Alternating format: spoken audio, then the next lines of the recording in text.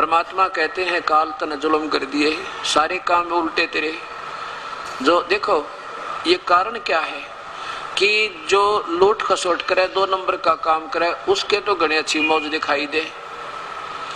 ऐसा क्यों? यो इसलिए है कि ये क्या करते हैं, चोरी ठगी झूठ चाट बोल के पैसे इकट्ठे कर लेते हैं, कोठी बना ली, और मिलना उनको वही है जो उनके पूरे जीवन में संस्कार थे। वो पैसे इकट्ठे ले लिए, उसने इकट्ठे ले लिए झूठ चाट बोल कर, चोरी करके, जैसे भी किया, और फिर वो इकट्ठा ही एक झटका देगा, क्योंकि परमात्मा ने पूर्ण ने इसको बैलेंस करना है, न्याय तो उसके हाथ में है। तो वो पैसे जो जोड़े थे वो तो नुकसान, वो तो गया, और 10-20 हजार फालतू लगे, क्योंकि वो कहते हैं ना water liquid keeps it's level. इसी प्रकार परमात्मा अपने जो नियम को बराबर रखता है। अब और वो पाप रह गए जो कहते जो इसने इन्होंने लूट लाट के बनाए। तो इसमें ये अब इस कबीर परमात्मा की शरण माने के बाद जो 2 नंबर का काम करेगा वो मार खाएगा, क्योंकि ये परमात्मा पूर्ण है। इसका संविधान ये है कि जो मेरी शरण में तू चल, तेरे सब उन जो पैसा तेरा व्यर्थ जाना था, जैसे किसी ने 2 लाख रुपए लूट लिया कर कई दूर होते घाट बात, और एक बालक बीमार हो गया, 3.5 लाख रुपए लगे। एक ऐसे बताओ था, कहने लगा जी मेरे जो है ना लड़का बीमार हो गया, और पहले तो वैसे उसके दोनों गुर्दे खराब हो गए, एक का पुत्र पहले तो बगैर ऑपरेशन कराया नहीं, और वैसे घूमते रहे इधर उधर, और जब कति जवाब मिल गया ना सब, कभी इन झाड़ी लाने वालों से, देसियों से, लोकल शहरों के डॉक्टरों से, फिर हम पहुंच गए ऑल इंडिया में। वहां कहने लगे इसके दोनों किडनी फेल हैं, एक किडनी देनी पड़ेगी आपने। और जब इसकी बात बने इसी ग्रुप की हो, तो कह रहे थे जी हमने किसी ने ऐसे कोई अपनी किडनी दे दी, उसको 1 लाख रुपया कुछ हमने उसको दिया, लाखों रुपया ऑपरेशन पर लग गया है। और फिर कहने का भाव ये था जी कम से कम 3.5 लाख रुपए उस लड़के का लग गए, और गुर्दा तक काम करने लग गया।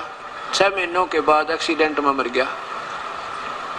तरह का जो वही है। अब वो फिर अपनी कहानी बताओ था जी पाप तो मेरे थे, मेरा अब रोना उन बातों का जो ना करता तो बढ़िया था। किसके लिए किए वो पाप? उस पुत्र की सुरक्षा और उसके भविष्य के लिए ये सुखी रहेगा।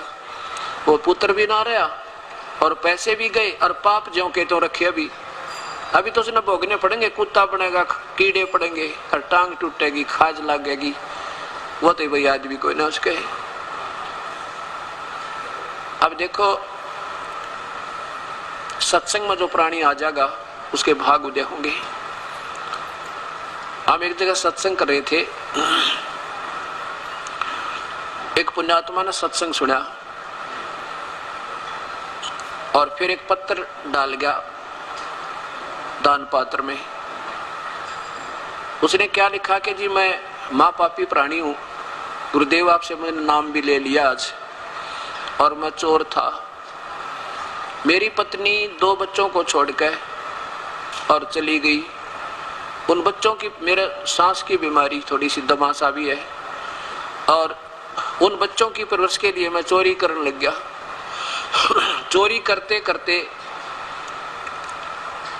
अपना करता रहा चोरी। एक दिन मेरे दोनों बच्चों ने चूहों की गोली खाकर आत्महत्या कर ली, और फिर भी नहीं डटा गया, चोरी फिर भी कर रहा हूं। और आज भी मैं रात में चोरी करके आया था और आपके सत्संग में आ गया, और जो आपने आपके वचन सुने मैंने कि ये पाप तो जो के तो रह गए।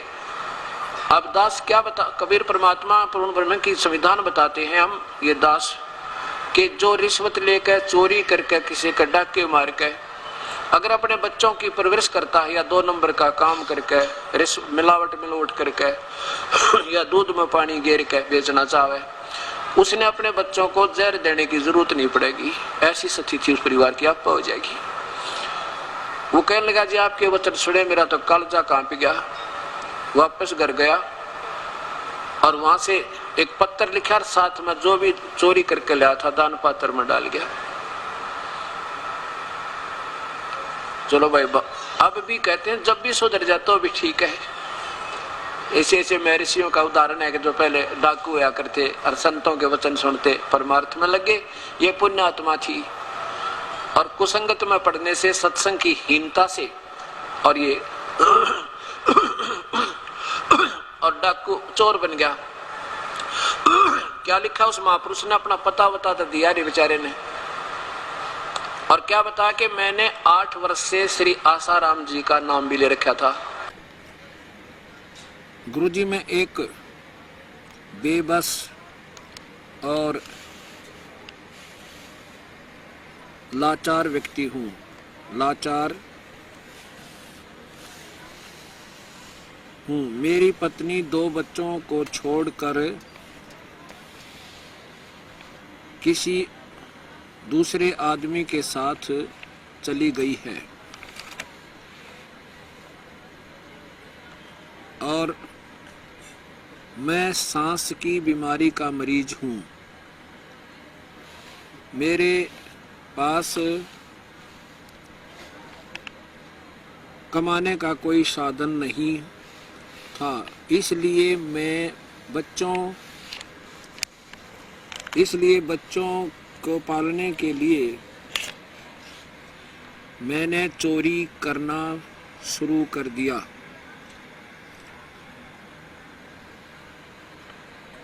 और उस दिन से मैं चोरी करके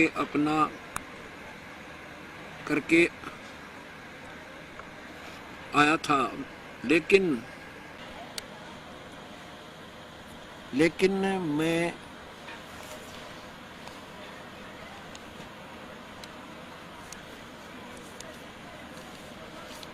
मैंने आपका सत्संग सुना तो आपसे नफरत होगी, और जो कुछ मैंने चोरी किया था वह पैसे मैंने दान पत्र में डाल दिए। बच्चों ने चूहों की वाली दवाई खाकर मर गए। दोनों बच्चे तो चूहों की दवाई खाकर मर गए। अब गुरुजी मैंने इतने पाप किए, शायद 7 जन्म भी नहीं धुल सकते। ये परमात्मा, रोना मुझे आ रहा है कि कोई बात ना, अब भी मान गया, वो भी धन भाग इसके माता पिता ने सकते। मैंने आपसे उपदेश भी ले लिया है, आप कृपा करो तो शायद मेरे पाप कम हो सकते हैं, सके। सत्संग में आप सच कहते हो कि कर्म पूरे गुरु के बिना नहीं कट सकता। मैंने 8 साल से आसाराम बापू का मंत्र ले रखा था, लेकिन पाप कटने की बजाय बढ़ते ही चले गए। गुरु दया करन मुझ पापी पर भी। प्रणाम गुरुजी, एक दुखी जीव का पत्र। ए परमात्मा, ए बंदी छोड़। अब क्या होता है, पूरे संत के बिना यह शब्द असर नहीं करे। क्यों नहीं करे? जैसे एक समय एक रानी और राजा, एक रानी ने उपदेश ले रखा गुरुदेव तय, और उस संत जी कहते बेटी अपने पति को भी नाम दिला ले, देख 2 दिन का मेहमान है ये, ठीक है, पिछले अच्छे पुण्य थे, आज राजा बन गया, और बेटी आगे तैयारी करोगे तो बात बनेगी। और गुरु के बिना भक्ति सफल नहीं हो सकती, गुरु बनाना बहुत जरूरी है। गुरु बिन माला फेरते, गुरु बिन देते दान, गुरु बिन दोनों निष्फल हैं, चाहे पूछो वेद पुराण। अब रानी बहुत कहने लगी कि जी आप नाम ले लो, आप उपदेश ले लो। राजा कहने लगा मैं देखा आपको बना करता ना, और धर्मदान में बहुत करता हूँ, याद करता हूँ भगवान को, सुबह उठूं हरे राम हरे कृष्ण, जैसी मेरी समझ बात खूब करता हूँ। रानी ने कहा नहीं, गुरुजी कहते हैं गुरु बिना बात बना नहीं करती, और बेशक धर्म करो, जब तक गुरु नहीं बनाएंगे वो धर्म लगे नहीं। राजा ने सोचा यह तो बावड़ी है, पागरी न कोई बका लेने, बॉडी सिद्धि आत्मा की होती है, और ऐसे ही तो अपना इन संतों ने जो है ना अपने रोजी रोटी का धंधा ढूंढ रखा है, तो गुरु बिन पैसे दान नहीं करने चाहिए। उसने सोचा या तो मानने को नहीं, पक्की गुरु की चेली है। पर मैं उस गुरुजी ने देखो एक दिन, तो वो कहने लगा आज मैं तेरे गुरुजी के पास चलता हूँ, 2 बात करूंगा। रानी बोली देख बात जरूर कर दिया, पर खसी है मैं तुम नहीं तो पाप लग जाएगा, अगना खसू को ना। आ गया। रानी बोली जी आज तो राजा भी आए हैं आपके चरणों में। अग बेटी बहुत अच्छी बात है, धन भागिन के ना जाने कब भाग जग जा। राजा बोला गुरु जी महाराज जी मैं एक बात पूछूं आपसे। कहा पूछो जी। कि भी आप कहते हो कि गुरु के बिना बात नहीं बने, क्या जरूरी है गुरु बनाना? हम वैसे भी तो भक्ति कर सकते हैं, या गुरु बनाने से क्या बात होगी? राजा कहने लगा महाराज जी देखो बात ऐसे है कि यहाँ तो इतना समय नहीं, ये लंबा विषय बनेगा। एक मिनट में हाँ और ना जवाब देना उचित नहीं लगे, ना मैं समझा सकता आपको। मैं एक दिन आपके घर पे आऊंगा और वहां मैं आपको अच्छी तरह पूछिए, मैं प्रश्न उत्तर आपका जैसा उत्तर दे सकूंगा दे दूंगा। अभी इतना समय नहीं, यहाँ पर संगत बहुत बैठी है। राजा ने सोचा और बढ़िया घर पाओगा इसका खूब दिमाग चाटूंगा, रानी के सामने चाटूंगा, इसने फेल कर दूंगा, या इसकी भी आस्था हट जाएगी, या रोज खड़ी रहे सत्संग में। तो ऐसा ही हुआ। कुछ दिन निश्चित समय और स्थान दे दिया कि इस दिन इस समय आ रहा हूं मैं। एक सेवक ने जाकर संदेशा दे दिया। रानी बड़ी प्रसन्न हुई, गुरुजी आ रहे हैं, गुरुजी आ रहे हैं। वही बाट देखो सब लाइन पर ला दिए, वो सारे नौकर नाकर गुरुजी आओ तो उनको आदर के साथ अंदर लेके आना। अब वो समय था, राजा बैठा अपने राज सिंहासन पे और वहां पर अंगरक्षक खड़े राज दरबार में।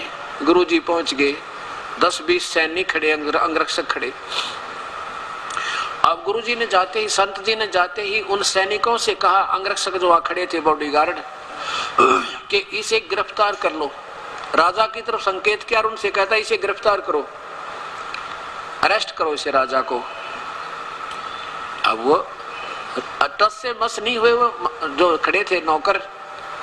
राजा ने सोचा इसका दिमाग खराब हो गया, एक रानी ने नाम के ले लिया, तो नहीं सोचा वैसे हमारे घर का प्रधान बन गया और मुझे अरेस्ट करवा रहा है। राजा ने कहा कि इसे अरेस्ट करो। किसको? उन्हीं अंगरक्षकों को।